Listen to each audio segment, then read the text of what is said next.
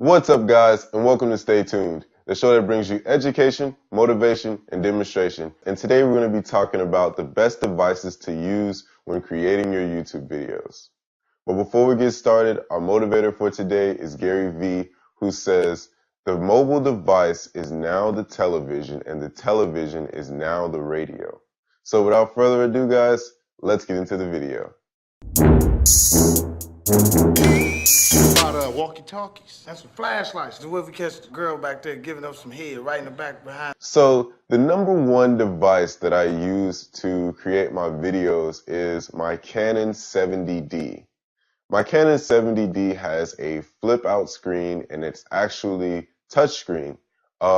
It's a very easy camera to use simply because it is touchscreen. You can get to a lot of the functions a lot quicker than you can some other cameras without the touchscreen function.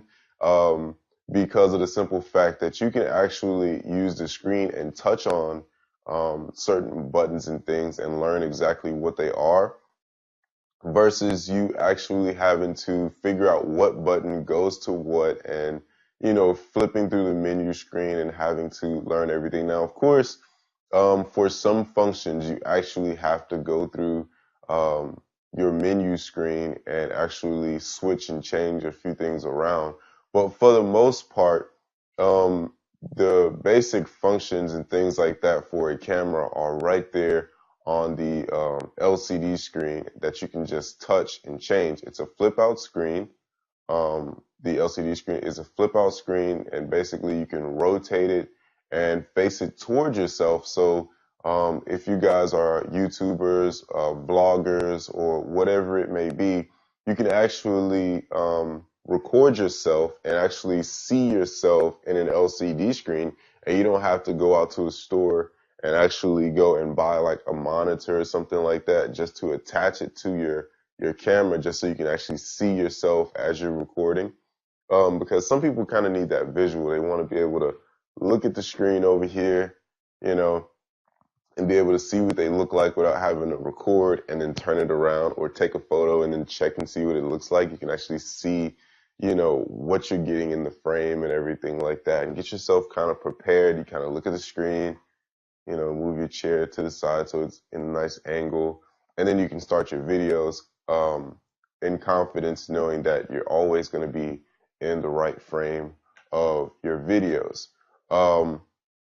Another cool thing that I use with my Canon 70D is actually this remote control here. It's a wireless controller for my 70D. It's a clicker. It basically allows me to press record, and it also allows me to take photos when my camera is turned on. And actually I can pause the recording and I can press play on the recording with just this little button right here. I think there are a bunch of other buttons, a bunch of other remote controllers out there that actually can control other functions inside of your camera. I don't know if they're wireless or not. I know I saw one with a wire to it, and basically it had all the functions, and you just plug it into your camera, and you actually can adjust your ISO settings. You can adjust your brightness levels and all kind of stuff like that that you can do. But this is my best friend right here, this clicker right here, because I can get set up from a distance from my camera with my LCD screen pointed out so I can actually see what I'm doing, and I can just press play, pause it. I can do my my thumbnails for my videos at a pretty good distance, and I don't have to, have someone there with me to actually press play and pause and take my photos for me, because I have this clicker here. So I can be anywhere in my room, place my camera somewhere, press play, pause, take photos, and all kinds of things like that with just this little clicker. All I have to do is just set up my camera, flip out my LCD screen, and I'm good to go. Another tool that I use is my Rode microphone. It's a boom mic. It's a shotgun microphone with a dead cat on it. basically a dead cat is actually a furry little piece of cloth that you put over your shotgun microphone to kind of get rid of any form of wind blowing and extra noise that's around. It kind of helps soften the noise around and helps you get that nice, crisp, clear sound, especially when you're in a windy situation. So say like you're outside and it's super windy, wind is blowing, everybody's, just a bunch of stuff flying around or cars going by or, noise in the background. That dead cat on your shotgun microphone will help kind of deaden that space. I mean, that noise around and basically get that one shot. Now, the shotgun microphone, it's actually made to capture the sound that's actually right there in front of it. It kind of kills the space that's around it and basically focuses specifically in this one area. So wherever you point your shotgun microphone is exactly the sound that it's going to be grabbing in that direction of the front of the microphone, and it deadens out anything that's outside of the microphone. In my other video, which is how to start a YouTube channel with just your cell phone, is my headphones from my cell phone. The white headphones, the ones that people used to use for like Apple and stuff like that, the nice white headphones with the microphone in it. So when you make phone calls, you can have your headphones in, you can talk through the microphone, because those headphones actually have really good microphones in them. Now, one thing that I've learned about these headphones is that they get they can be very loud and they can catch a ton of audio. And they actually work just as well as a sh- um, Rode microphone, because of the fact that it kind of deadens any outside noise. It makes sure it lowers it. It doesn't catch anything that's not right here next to the microphone. So my bearded dragon could be making a ton of noise, just only like what, a foot or so or two or so away from me. His cage is like right here. And he's always jumping around and moving and knocking over his little pieces of wood in there and scratching and like doing all kind of stuff over there because he's just having a ball.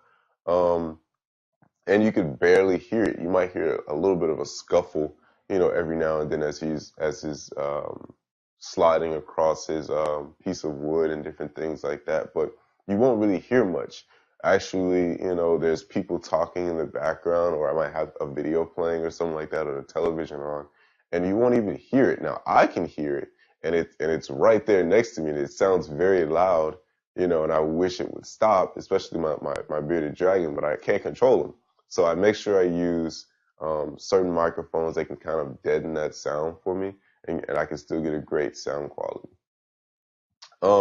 The next recommendation I recommend on that, also with this microphone, is that you turn down the sound just a little bit, the audio that you're getting, the feed that you're getting from your from this microphone. And the way that you can do that is you can actually go to, on your computer screen, you can actually go to your speaker where you turn up your volume and everything, right click, go to Playback Devices, and with your microphone plugged in, go to Playback Devices, and it will show this microphone that you have plugged in, your headphones, that you have plugged in to your computer, and basically has a little level, and it shows what percentage of the audio level that it's getting. And basically you need to turn that down just a little bit, because whenever you're speaking and you have this microphone right next to your mouth, it can kind of um, overshoot the sound. I forgot what it's called, but it basically goes over. And every time it goes over, the sound goes over. It makes this little pop, like a pop, because the sound is too much for the microphone, and it makes it pop. So that's microphones. The next tool that I recommend, or piece of equipment that I recommend, is actually an LCD. I mean, not LCD, but LED light. I'm actually using an LED light right now, and it's actually pointed up there. I'm gonna have a little snapshot of that right there. I'm gonna have a little video of that. Basically, I use an LED light, and I recommend LED lights to anyone. I'd rather choose an LED light to do my photography, music videos, and different things like that than to use the traditional bulbs and different things like that. Now, don't get me wrong, using a light bulb when you're doing your photography and different things like that is awesome, or your videos or whatever. But personally, LED lights are a heck of a lot cheaper. It's already a built light source with light bulbs and the lights that have to take like 9 light bulbs and different things like that. You can easily break your light bulbs. Your light bulbs can go out on you, and you have to keep buying them over and over again. That's a lot of money. So you can go out and buy yourself a really nice light fixture for photos or your videos for YouTube, and you still have to go buy a bunch of light bulbs, and you have to store those light bulbs. You have to put them up. There's special wrap that goes around them to make sure that they don't get damaged. And those light fixtures can be very bulky. They have a bunch of them on Amazon that you can buy with like a green screen and all kind of stuff like that. And all that stuff is like super bulky, guys. And honestly, after spending thousands of dollars on that equipment and stuff, because I actually have that stuff, I bought it. And when I first started, doing music videos and photography, I actually bought that stuff. And honestly, guys, it was a big, big, big waste of my money. Um, and I bought one LED light, it's a little box. I'm gonna show you the video, but it's a little box. It's like this small. I spent like what, like $28, $30 on this one light that's hitting me right here. Um, and basically it works phenomenal, guys. And I have it on very low settings. I have it on super low settings. I don't even have it on super bright settings. I'm actually going to show you a little clip of what that looks like, the LCD light. Um, but yeah, guys, I have it on super low settings and it works awesome. Basically, I have it attached to a mount piece that basically screws into the bottom of the LCD screen, and I mounted it on top of a piece of workout equipment, the pull-up bar that you buy from Walmart. I actually mounted it to that, and I actually set up the pull-up bar on my closet door, and basically I mounted the mount um, onto the bar in the middle, and I basically screwed on my LCD screen so that my LED light onto the mount, and basically I have it angled from there, so I don't even need the little stand or whatever for the lights or whatever. I just use my pull-up bar that I already have with that mount. Another thing that I recommend is you guys buy a Gorilla Grip. I think it's a Gorilla Pod. And basically, it's a tripod that you guys can manipulate and mold and shape it to wrap onto anything. You can use a Gorilla Pod, and I recommend you buy like at least 2 or 3 of those things because those are very awesome. I don't have any, but everybody that I see with one, I really wish I had one because they are very, very, very useful. And I think I'm gonna buy one of those and possibly do like a little bit of a review on it. Um, because those Gorilla Pods are super, super awesome. You can use them for whatever you want to use. Um, Now, I'm also using a tripod, but this is a normal tripod. Well, it's aluminum. I forgot what it's made out of. I think it's fiber or aluminum or something like that, but it's super, super sturdy and it's super, super cheap. Um, and it's gold and black and it looks super amazing. And it can transition into a monopod and And basically a monopod is basically one stick. It's basically, instead of a tripod, which is three legs, it has one leg that goes up and down and everything like that. And basically it's for on the go movements and different things like that. So basically you have that one leg, you stand it up, hold the camera, take your photos or do your video, and you can like move it around, grab it, keep it going because it's only one leg. With your tripod, you have three legs. You have to fold out all three of your legs and set it up and position it. Right now I have it in the tripod stance with the three legs. But I really do recommend this tripod for if you just have a tripod. I mean, if you just need a tripod to use. Now, one thing that I do recommend though is if you guys have like a bit of a crew with you, or you're still a one-man show, either way it goes, I always would recommend that you guys use a video tripod. Now, a video tripod and a simple photography tripod I think are a heck of a lot different, because the video tripod comes with this little handle that you guys can like swivel, and it actually comes with a little swivel ball.